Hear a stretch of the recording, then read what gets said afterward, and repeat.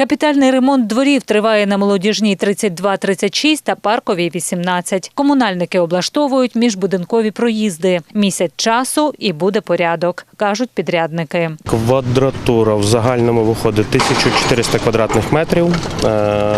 Тут є 15 паркомісць повноцінних на цій великій ділянці, і там ззаду по вулиці та по міжбудинковому проїзду і ще планується зробити в районі 14 паркомісць. На Молодіжній 36 дуже активні мешканці, які хочуть бачити кращими свій житловий фонд та територію поряд з будинком, каже депутат по округу Василь Скиданчук. Рік тому створили ОСББ і таки домоглися, аби їхній міжбудинковий проїзд був відремонтований. Комунальники прислухаються до побажань мешканців, проект з ними попередньо обговорили, тож невдовзі у дворі з'являться паркувальні місця, знайдеться місце і для дитячого простору. Неодноразово зверталися мешканці з мікрорайону Паркова 18-18А. Багато років нічого не робилося, двір був в дуже жахливому стані.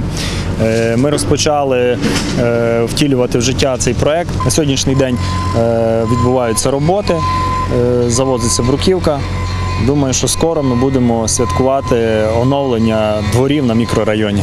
Минулого тижня комунальники розпочали великий проект – роботи за адресою Паркової 18 та 18А. Приступили до найпроблемнішої ділянки. Зараз триває демонтаж старих споруд на проїжджій частині. Запланували також тротуари та паркомісця, яких тут досі не було. Згодом облаштують входи до під'їздів. В залежності від погоди за місяць-півтори цей проект завершать. Спочатку благоустрій, а тоді вже візьмуться за дитячі майданчики та відпочинкові зони разом з озелененням. Почали демонтажні роботи, зриваємо асфальти, бетони, демонтуємо, готуємо до основ.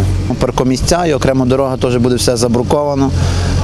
Все в бруківку десь загально 1,5-2 тисячі метрів квадратних.